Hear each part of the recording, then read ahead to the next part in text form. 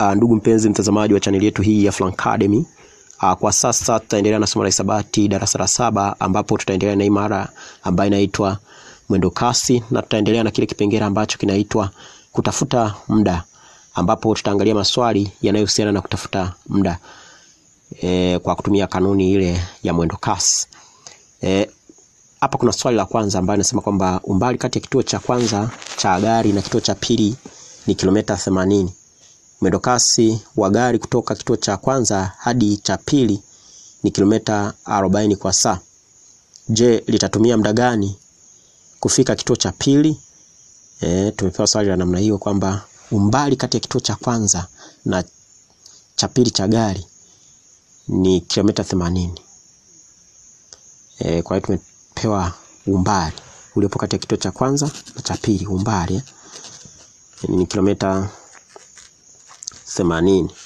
Umbali kati ya kituo cha kwanza na cha pili ni kilomita 80. Kama kituo cha kwanza kiko hapa na cha pili kiko hapa, maana yake umbali uliopo kati ya hicho kituo cha kwanza na cha pili hapa na hapa, umbali uliopo ni kilomita 80.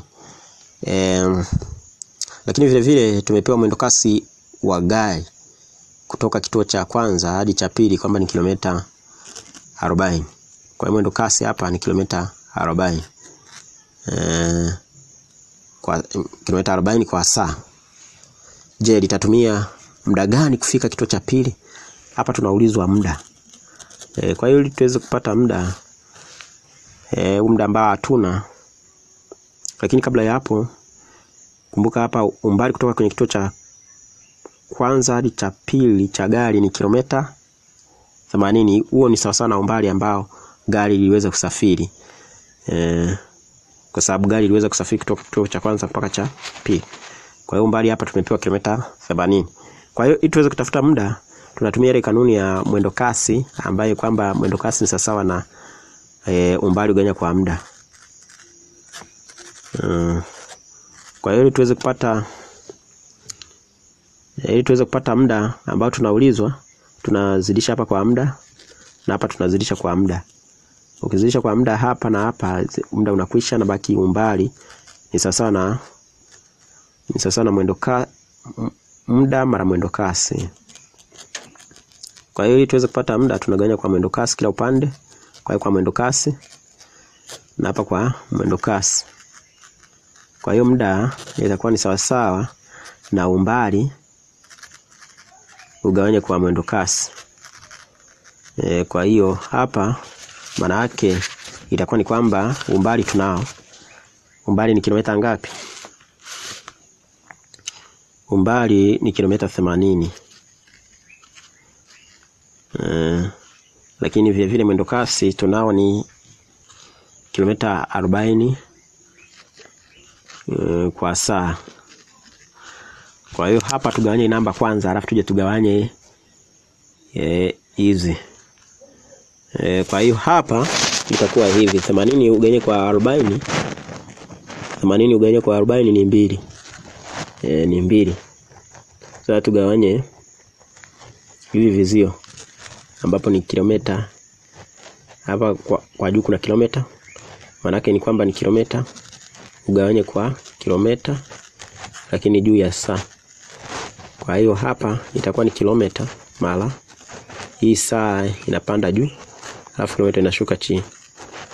Kwa hiyo kilomita na kilomita zinakwisha, ambapo itakuwa ni kwamba ni saa 2.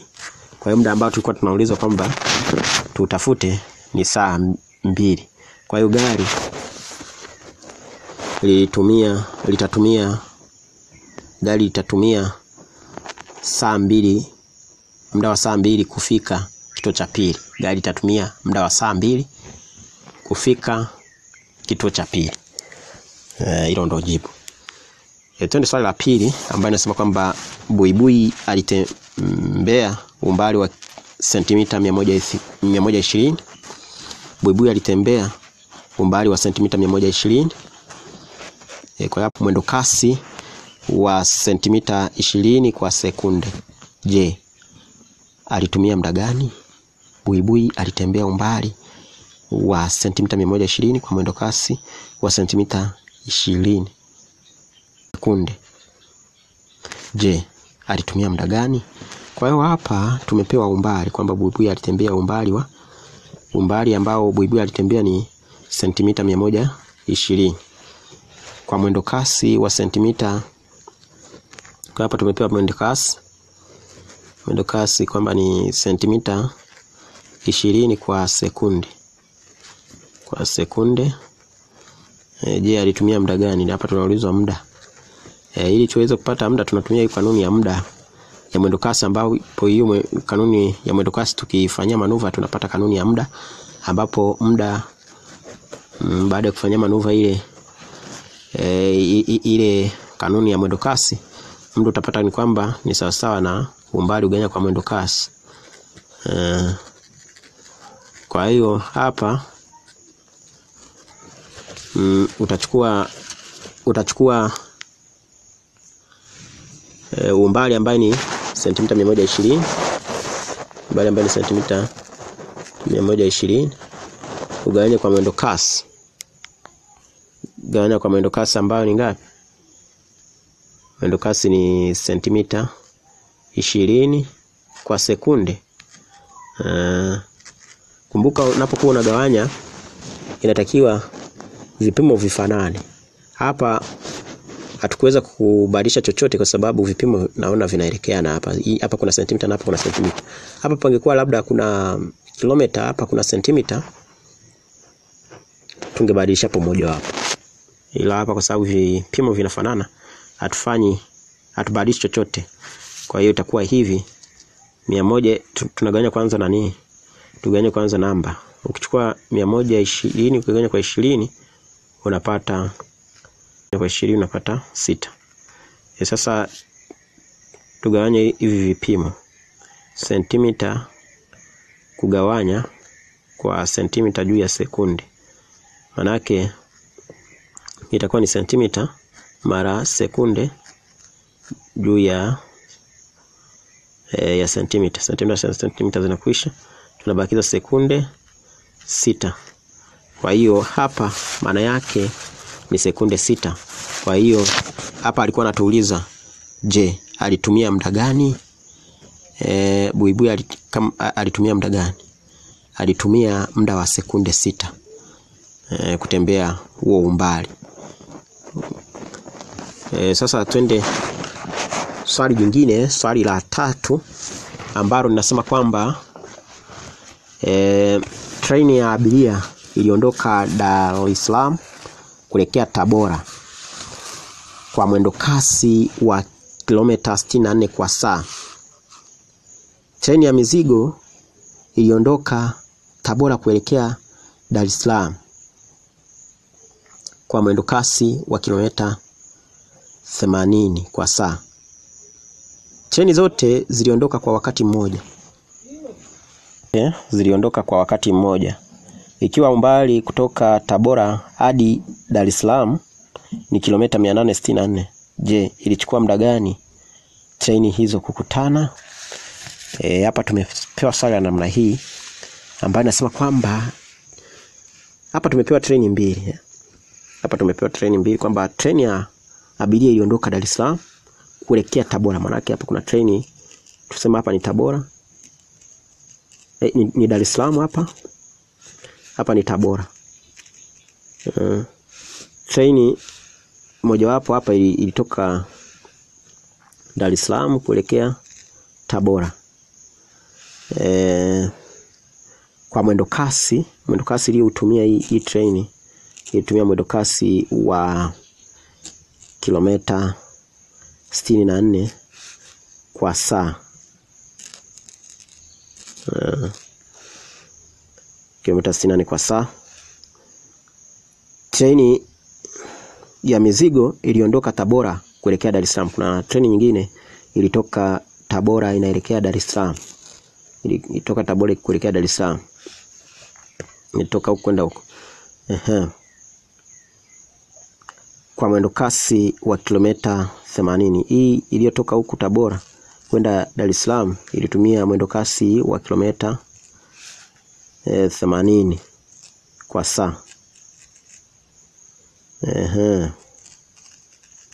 Treni zote ziliondoka kwa wakati mmoja. Ziliondoka kwa wakati mmoja.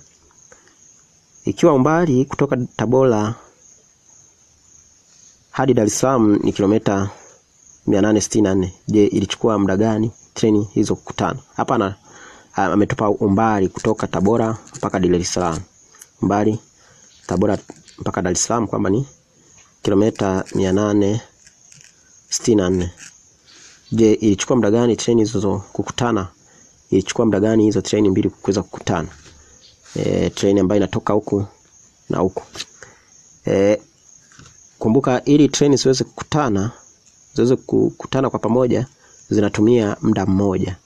Hii ikitoka huku na hii ikatoka huku ikakutana, kuja kukutana zinatumia muda sawa.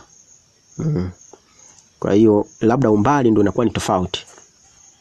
Kwa hiyo hizo treni zitumia muda mmoja. Tuseme muda ambao ulitumiwa na treni zote mbili ni tuseme kwamba ni M, ambao ndo tunaulizwa, ambayo M sasa hiyo hatuna. Kumbuka hapa pia ametupatia umbali kutoka Tabora mpaka Dar es Salaam ni kilomita 864. Sasa manake umbali uliosafiriwa ambao treni kutoka Tabora kwenda Dar es Salaam ilisafiri, ukijumlisha na umbali wa treni kutoka Dar es Salaam kwenda Tabora, unapata jumla ya kilomita hizi ambayo ilisafiri kuja kukutana hapo. Kwa hiyo manake ili tupate jumla ya umbali, ili tupate kilomita 864 ni sawa sana umbali kutoka Tabora wa treni kutoka Tabora mpaka pointi zilipokutana. Wa treni kutoka Tabora kwenda Dar es Salaam ujumlishe na umbali wa treni kutoka Dar es Salaam kwenda Tabora. Kumbuka hapa sasa umbali wa Tabora kuja Dar es Salaam, wa treni ya Tabora kwenda Dar es Salaam tunaweza tukaupata kwa kutumia ile kanuni ya mwendo kasi, ile kanuni ya umbali. Kumbuka kanuni ya umbali ni sawa na kuchukua mwendo kasi uzidishe kwa muda, ndio unapata umbali. Kwa hiyo hapa mwendo kasi tunao wa treni kutoka Tabora kwenda Dar es Salaam tunao, ambayo ni kilomita 80 kwa saa. Tuzidishe na muda ambao hatuna, ni muda ambao ulitumiwa na hizo treni zote mbili kusafiri. Tujumulishe na umbali wa treni kutoka Dar es Salaam kwenda Tabora, ambapo sasa na huo umbali tunaweza tukaupata kwa kutumia kanuni ambayo inasema kwamba mwendo kasi mara muda. Mwendo kasi tunao kwamba ni kilomita 64 kwa saa, tunazidisha na muda ambao hatuna ni M, ni sawa hivi kuvijumlisha unapata 864, unapata kilomita 864. Kwa hiyo hapa ukichukua 80 kujumlisha 64 unapata 144. Ukichukua 60 ukajumlisha, ukichukua 80 ukajumlisha 64 unapata 144, ni sawa na kilomita 864. Lakini kumbuka ni 144 m. Hii ni kilomita kwa saa. Ukigawanya kwa 144 ili tubakize m peke yake huku, hapo kugawanya kwa 144 lakini kumbuka hapa ni kilomita kwa saa. Kwa hiyo ukigawanya hapo utachukua 864 ugawanya kwa 144 unapata 6. Ukigawanya hivi vizio, ukigawanya hiyo kilomita, ukigawanya kwa kilomita juu ya saa, itakuwa ni kilomita mara saa juu ya kilomita, ambapo kilomita na kilomita zinakwisha, tunabakiza saa. Kwa hiyo ni saa 6. Kwa hiyo muda ambao ulitumiwa na hizo treni zote mbili kuweza kukutana ni saa 6. Zilitumia masaa 6. Zilitumia muda wa saa 6 kuweza kukutana. Sasa twende swali jingine ambalo linasema kwamba gari liliondoka Dar es Salaam kuelekea Mbeya. Baada ya saa moja gari la pili liliondoka sehemu hiyo hiyo kuelekea Mbeya kwa mwendo kasi wa kilomita 80 kwa saa. Gari la pili lilipita gari la kwanza baada ya masaa 3. Tafuta mwendo kasi wa gari la kwanza. Hapa anatuuliza tutafute mwendo kasi wa gari la kwanza. Hapa tuna magari mawili. Kuna gari ambalo liliondoka kwa mara ya kwanza.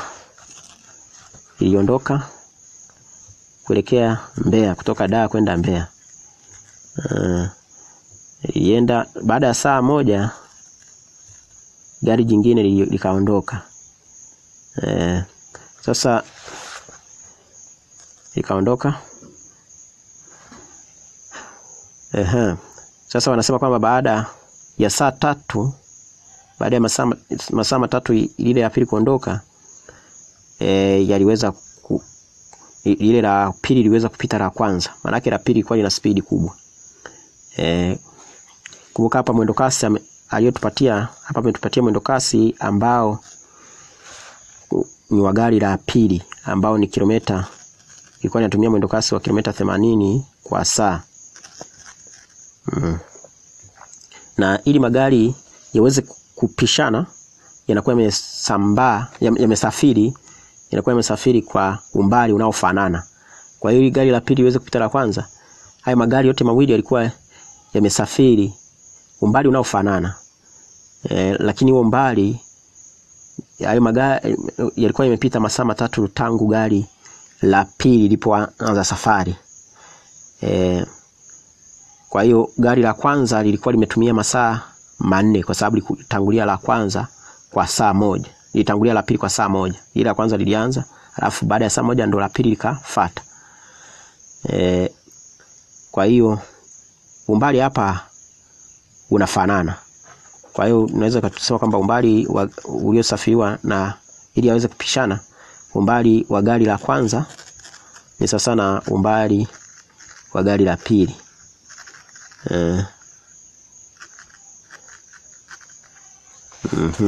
Sasa kanuni ya kutafuta umbali ni kwa kutumia ile kanuni ya mwendo kasi. Ili tupate umbali ni sawa na mwendo kasi mara muda. Kwa hiyo mwendo kasi kwa upande wa gari la kwanza, mwendo kasi wa mara muda kwa upande wa gari la kwanza ni sawa na mwendo kasi mara muda kwa upande wa gari la pili. Kwa hiyo mwendo kasi kwa upande wa gari la kwanza alikuwa hajatupa. Na katika hili swali anasema kwamba tafuta mwendo kasi wa gari la kwanza. Ndio hatuna huo mwendo kasi. Tunaweza tukautafuta sasa huo mwendo kasi. Tuseme mwendo kasi hapa labda ni y, hatuna. Mara muda. Muda ni ngapi? Muda kwa upande wa gari la kwanza manake ilitumia masaa 3 ujumlishe saa 1 lile ambalo ujumlishe saa 1, kwa sababu ili yaweze kukutana. Amesema hapa kwenye swali kwamba baada ya ile gari la pili kuondoka ilipita masaa 3 hayo magari yakakutana. Lakini kumbuka kabla la pili alijaondoka ili ilikuwa limeshatangulia saa 1. Kwa hiyo ni 3 kujumlisha 1.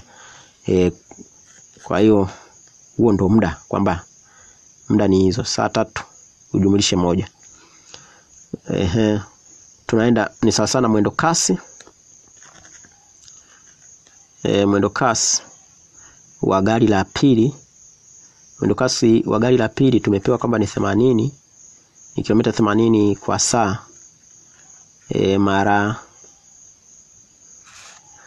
Mara muda ambao ulitumia. Kumbuka hili gari lilitumia muda wa masaa 3 kuja kukutana na ile gari la kwanza. Kwa hiyo ni mara 3. Kwa hiyo ukichukua 80 mara 3 unapata 240. Ni sawa sawa na 3 kujumlisha 1 ambayo ni 4y. Ukigawanya kwa 4 hapa na hapo gawanya kwa 4 hapa, y utapata ni sawa sawa na 60. Kwa hiyo huu ni mwendo kasi. Kwa hiyo nilitumia kilomita 60 kwa saa. Mwendo kasi ambao gari la kwanza lilitumia mwendo kasi wa kilomita 60 kwa saa. Hilo ndo jibu.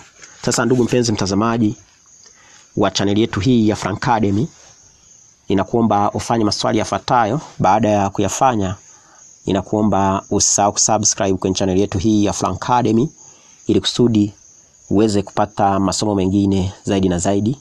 Asante sana kwa kutazama.